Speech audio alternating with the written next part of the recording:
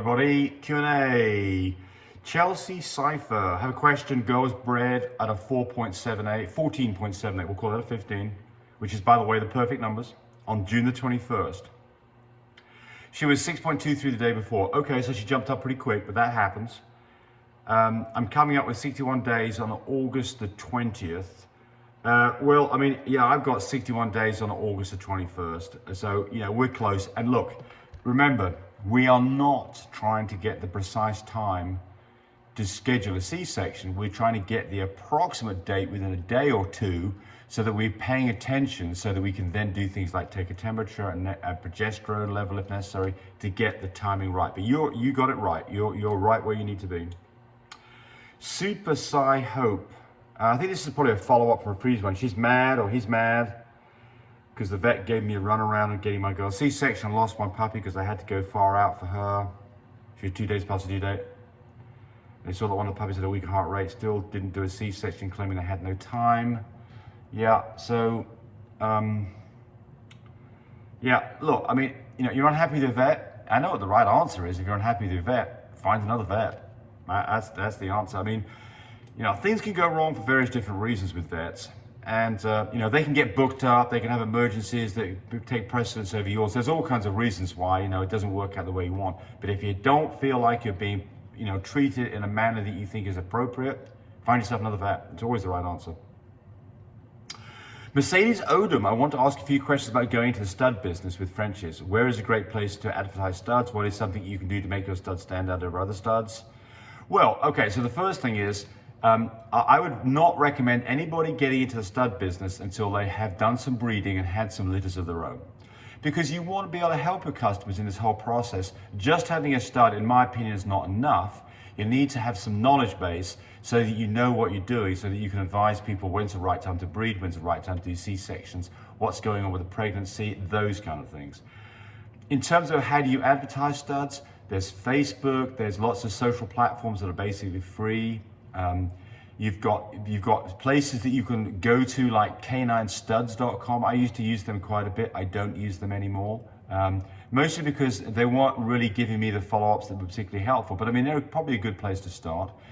And then, you know, you've got to, you know, how do you make yourself stand out in front of other studs? Well, have great studs, know the business, be able to look at somebody's dog and tell them what you'd expect to get from an outcome color-wise. Be able to understand the conformation of dogs so that you can match dogs up properly. Get yourself educated. And again, like I say, don't just jump into this. Start off by raising a few litters yourself first before you kind of jump off in the deep end.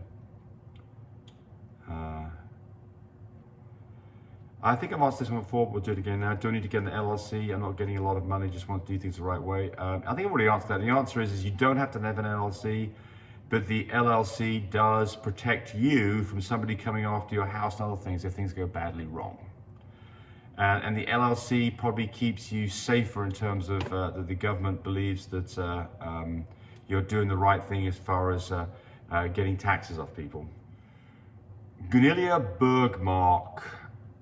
We're talking about some puppies, and you're looking at an older video from puppies that are now a year old, so those puppies are not available. But you're asking, are they in England or USA? We are USA based. We are in Oklahoma. We have been, or I personally have been in Oklahoma since 1979, so 43 years of here in Oklahoma and 44 years in the United States. So I may not sound like I'm an American, but I'm an American. I'm proud to be one too.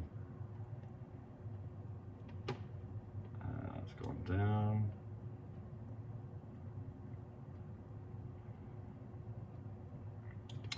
Susan Brock-Smith. Correct me if I'm wrong, safeguarding a large bottle for goats, cattle is 1 cc per 4 pounds of weight. I mean, that's fine. I actually do it 1 cc per 5 pounds of weight. 1 cc for 5 or 1 mil for 5 pounds of weight, 3 days in a row for any dog that's 6 weeks or older. And I do puppies every 2 weeks until they leave. Now, older dogs, we do every 3 months. Every 6 months is fine, especially, you know, if you've just got a, household dog, it's not getting around other dogs a lot, then I think every 6 months is fine. For us, because we have a kennel situation, and we give it more often than that. But it's very, very safe stuff. I've never seen a problem. using Safeguard. And if I've got a dog that's got some diarrhea and I haven't given it any Safeguard in the last month, I'll give it 3 days of Safeguard, because it kills a lot of different things. If you look at what Safeguard's good for, it's a general dewormer. It's not the number one choice for Giardia or Coccidia, but it does do things to stop those things. And it's extremely safe. The right thing to use for Giardia, if it's diagnosed, would be metronidazole. But metronidazole is an antibiotic, and it's fairly vicious stuff. It's not gentle on a dog's intestinal tract. Safeguard, on the other hand, is much less evasive. And so, if I haven't taken the time to find out whether Giardia is present, and we've just got a bit of runny poop, I'll just go give some Safeguard. If it continues, then we'll start getting out snap tests, and we'll do a test for Giardia and find out exactly what's going on. So, the point here is that you just don't want to start willy-nilly giving medicines, especially things like antibiotics. Antibiotics, you've got to be on that for a whole course that's going to last for something in the order of 8 days or longer. And if you don't do that, you have the possibility that the bug that you were trying to kill, that you think you've eradicated after a couple of days, and you stop giving the medication, comes back with vengeance, and then is resistant to that drug, and now you've got yourself a problem on your hands. On the other hand, Safeguard you give for 3 days. I don't see any downside to this. Now, people can chime in on this, but I don't see any downside to giving Safeguard. Other things like antibiotics, I don't like to give antibiotics unless, number one, it's not a pregnant dog, or if it's a pregnant dog, I'm using the right antibiotics for a good reason, or it's generally giving antibiotics because, I don't give antibiotics for a cold. It's like you and me. We don't want to give antibiotics to ourselves for a cold. It's a virus. And so they're actually, it's detrimental to your health. And you've got to remember that antibiotics, although they're good, they also wipe out good bugs. So you've got a certain flora that's in a dog's gut. And if you just start giving antibiotics, you can actually wipe out a lot of the bugs, including the good ones, which gives an opportunity for the not so good bugs to repopulate and get a foothold. So, antibiotics are wonderful, and they are absolute lifesavers in the right situation, but just be careful about, if you are self-administering antibiotics, make sure you know what you're doing. If you've gone to the vet, then hopefully the vet absolutely knows what they're doing and you're in good hands. Let's have a look here.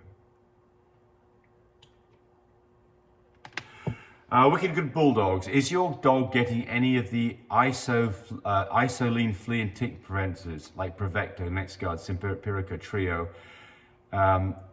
Yes. Oh, I see. This person is talking about somebody who'd had seizures. So I have seen. So Prevecto is a product that we have used, and we do use it occasionally. It's a flea tick product that they chew it, and it gives them protection for quite some time. I wouldn't give it to a pregnant dog. And I wouldn't give it to a dog that had seizures. And I have read some things that people are complaining about this. The trouble is, you never know whether those dogs just had seizures for other reasons or whether it was a Prevecto issue. So, if you're on the side that says you question Prevecto, then don't use it. I'll tell you a little tip though about Prevecto. The cost of Prevecto is exactly the same for tablets for small dogs with a small dosage as it is for the largest dosage pills that you can get for big dogs. We are cheap buggers, so what we do is we take the Prevecto tablet that's designed for a 50-pound dog and we cut it in two, and we give the dog half a tablet rather than the whole tablet. And if you look at the Prevecto tablet, when you cut it in two, it's not like it has an inner layer. It's the same material all the way through it. So there's no worries that I'm aware of that you're going to over or under medicate by doing that. So that's just a good tip. It halves the cost of doing it.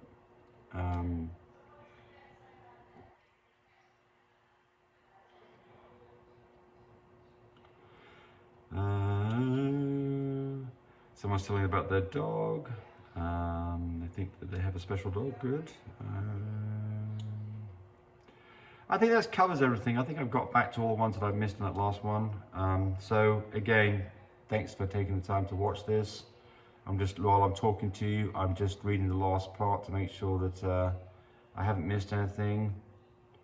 Someone's asking if we're on Instagram. I don't use Instagram. I mean, we've got a platform there, but honestly, I just don't know how to look at it. Sorry.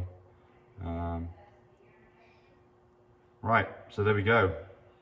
Thanks for watching. Have a great day. Bye, buddy. Hey, thanks for watching the the video. I really appreciate people who subscribe to me. It helps me, encourage me to do more of these videos. But do remember, disclaimer here, I am not a vet. I'm not a licensed medical professional. I'm purely a person who's been breeding dogs for the last couple of decades.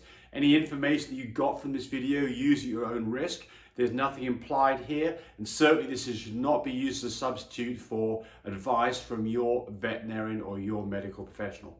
I hope you enjoyed the video. Come back for more of them. Bye.